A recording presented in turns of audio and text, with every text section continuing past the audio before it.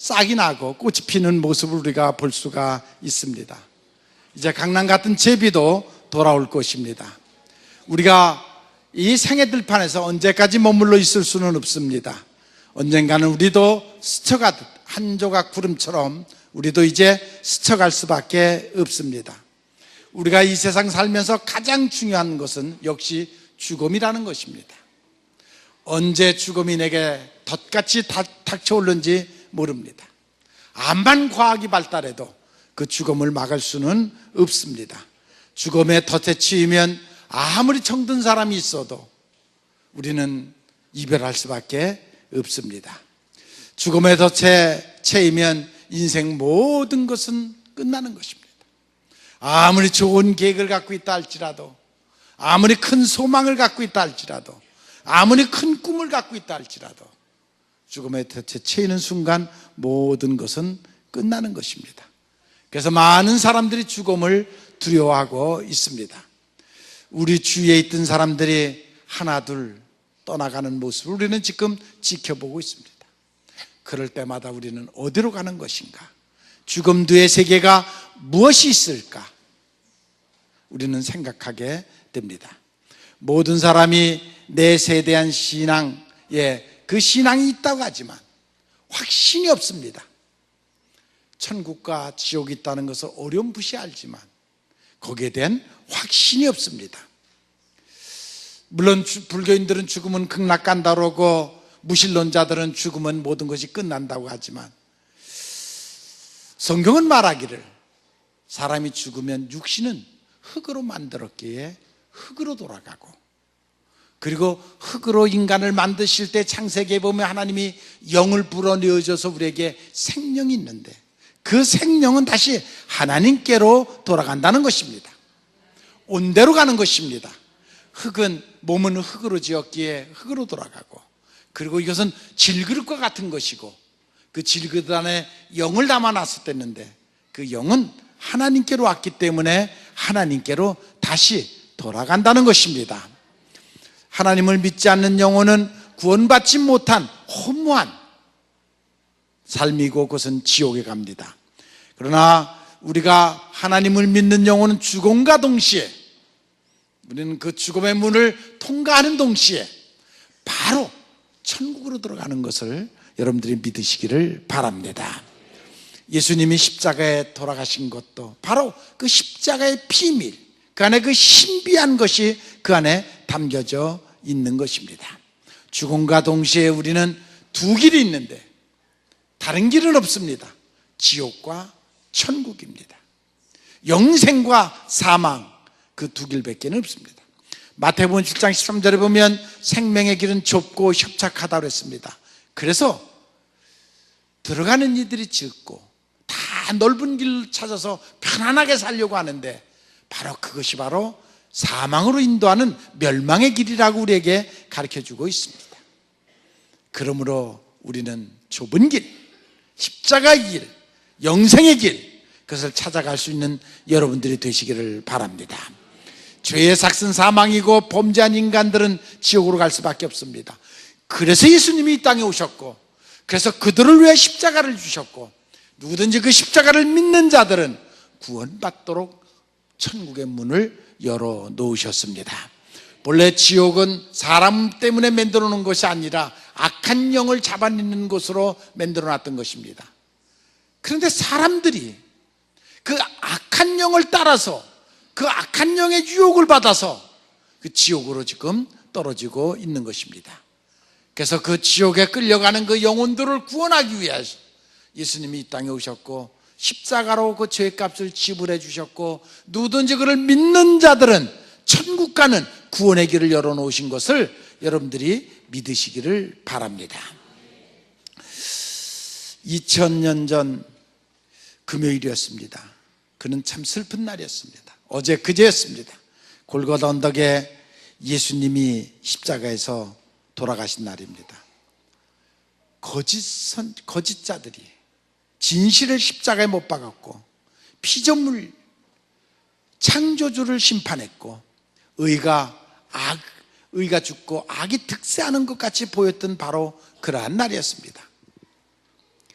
진리가, 의가 무덤에 묻히는 정말 그야말로 암흑과 같은 절망의 날이었습니다. 그런데 슬픔에 가득 찼던 그곳에 예수님이 빛으로 다시 부활하셨습니다. 그래서 우리에게 소망을 주셨습니다. 고난과 절망과 슬픔이 가득한 그 어둠이 가득했던 그곳에 예수님이 부활함으로써 우리에게 새로운 소망을 주셨습니다. 떠오르는 오늘 아침 새벽 미명에 슬픔에 잠겼던 제자들이 새로운 소식, 부활의 소식을 듣게 됐습니다.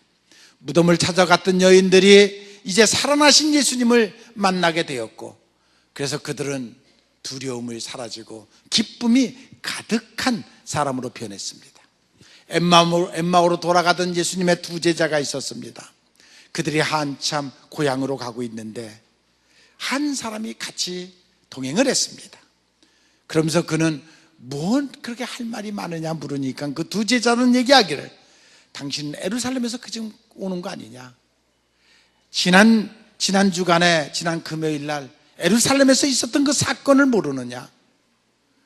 예수가, 그 메시아가 십자가에 못 박혀 돌아가셨다는 것입니다.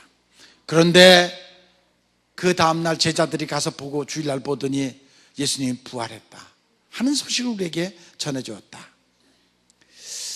두 사람은 슬픈 빛으로 예수님께 대해서 당신이 왜 그 일을 모르느냐, 예루살렘에서 그렇게 모든 이들이 관심을 갖고 있었던 그 사건을 왜 그렇게 모르느냐 하면서 오히려 예수님을 탓했습니다. 관원들이 그 예수님을 십자가에 못 박았다는 것입니다. 그분이 우리를 구원할 분인데 그분이 돌아가셨다는 것입니다. 오늘 아침에 어떤 여자들이 그 무덤에 갔다가 천사를 만났고, 그리고 그 예수님은 살아났다는 그러한 것이었습니다. 그 후에 제자들도 쫓아서 무덤에 갔지만 결국 예수님 그 시체를 보지 못했고, 그들이 다 천사를 만나 살아났다는 그 신비한 일을 우리가 들었다고 했습니다. 이 얘기를 가만히 듣고 있던 예수님께서 그들에게, 예수님의 두 제자에게 다시 묻습니다. 미련하고 선지자의 한 말을 마음에 더디 믿는 자여, 그리스도가 이런 고난을 받고 자기의 영광에 들어가야 할 것이 아니냐 하며 그들에게 성경에 있는 말씀을 풀어주시기 시작을 했습니다. 이 말씀, 지금 예수님께서 그 두 제자에게 하신 그 말씀, 미련하고 하나님의 말씀을 더디 믿는 자요, 이미 구약에 수없이 그 예수님에 대해서 예언이 되어 있고, 예수님도 이 땅에 와서 수없이 그 고백을 했는데, 내가 죽었다가 다시 살아날 것이고 부활하고 승천할 것을 수없이 얘기했는데도 왜 그것을 믿지 못하고 지금도 그것을 믿지 못하고 있느냐 하는 것입니다. 그런 얘기를 오고 가다가 엠마오까지 왔습니다. 그들이 강권하여 예수님을 식탁에 초대했을 때 예수님이 기도하는 가운데 그들의 영의 눈이 뜨이기 시작했습니다. 그리고 같이 계신 분이 바로 메시아인 것을 알게 됐습니다. 그들의 가슴이 뜨거워지기 시작했습니다. 그분이 오시면서 하신 말씀이 바로 그 말씀이었고 그것이 바로 진리였구나 하는 것을 그들이 깨달자 모든 불신과 의심은 사라져가고 이제 기쁨이 충만한 사람으로 변하는 것을 볼 수가 있습니다. 떡을 떼고 포도주를 나눌 때 그들의 마음속에 심령에 새로운 변화가 일어났습니다. 오늘 이 아침에 여러분들의 심령 속에 부활의 예수님을 만나기를 바랍니다. 여러분들의 삶에 변화가 일어나기를 바랍니다. 온도도 아펜셀레가 1885년에 한국 땅을 밟았고, 그리고 10년 후에 한국에 큰 전염병이 돌았습니다. 모든 사람들이 다 도망 다녔습니다. 자기 가족이 병에 걸렸는데도 가족을 버리고 왜? 그 전염되면 다 죽으니까 하루에 700명, 1000명이 죽어나가기 시작을 했습니다. 남대문에서 일어난 시작한 그 전염병은 번지기 시작을 했습니다. 모든 사람들이 다 도망갔습니다. 그런데 그때에 예수 믿는 사람들이, 그때 그리스도인들은 전국적으로 30만도 안 됐습니다. 그들이 가슴에다가 십자가를 달고 사각개짝으로다가 관을 만들어서 죽은 사람들을 장례 지내는 그런 일을 봤습니다. 그때서야 기독교를 보는 눈이 달라졌습니다. 왕실에서도 야, 정말 저 그리스도인들이 죽음을 두려워하지 않는구나, 그리고 저렇게 희생하고 봉사하는구나. 저들이 서양 종교인 줄 알았더니 저 종교가 바로 우리가 믿어야 할 종교로구나 해서 새로운 변화가, 믿는 자들의 역사가 그때서부터 일어나는 그런 놀라운 역사가 일어났습니다. 우리 민족이 새로운 역사가 있기를 원합니다. 변화받기를 원합니다. 이제 우리가 6.25가 일어난 지 지금 68년입니다. 성경에 보면 70년 주기적으로 새로운 역사가 일어나는 것을 볼 수가 있습니다. 원컨대 정말 2020년도에 이 민족에 평화가 오기를 원합니다. 통일이 오기를 원합니다. 새로운 역사가 이 민족 가운데 나타나기를 원합니다. 사람으로 되는 것이 아닙니다. 하나님의 역사로 될 줄로 믿습니다. 여러분들이 모두가 정말 위하여 기도하시기 바랍니다. 정말 한을 푸는, 이 한민족의 한을 푸는 남북이 하나가 돼갖고 전 세계의 으뜸이 되는 강대국으로 정말 평화를 모든 세계에 전하는 그러한 사명을 감당하는 우리 민족이 되기를 원합니다. 이것이 바로 부활의 영이 있어야만 됩니다. 그래서 여러분들의 가슴 속에 먼저 부활의 영이 임하시기를 바랍니다. 어두움이 빛으로, 슬픔이 기쁨으로, 부정이 공의로, 편견이 화합으로 변하는 가슴을 가지시기를 바랍니다. 오늘 부활의 아침입니다. 이 소식이 이제 해가 가는 곳마다 전 세계에 이 부활의 소식이 전해지기를 바랍니다.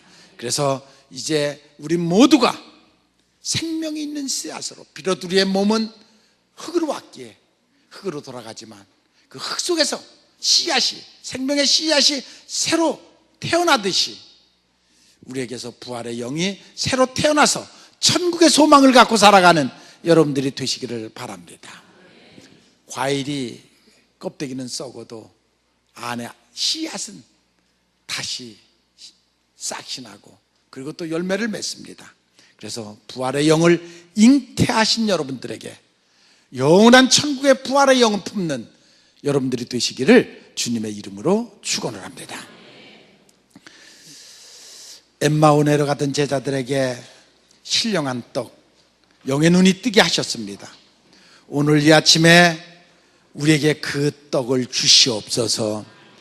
우리로 하여금 신령한 눈을 뜨게 도와주시옵소서. 그래서 우리의 물이 포도주로 변하듯 우리로 하여금 그리스도의 향기를 풍기는 그리스도의 증인들이 되게 하옵소서. 부활의 함성이 이 봄에 우리 전 민족에게 퍼지게 하시고 남북이 통일되는 축복의 역사가 일어나게 하옵소서. 휴전선이 무너지기를 원합니다. 북녘 땅이 변화받기를 원합니다. 그래서 지구상의 마지막 남은 공산당이 무너지게 하시고 평화 통일이 이루어지는 축복의 역사가 이 민족 가운데 있게 해 주시옵소서. 오늘 이곳에 온 모든 이들의 심령 속에 부활의 영을 주시옵소서. 정말 살아 영생하는 귀한 심령들이 되게 하옵소서. 예수님의 이름으로 기도 올려옵나이다. 아멘.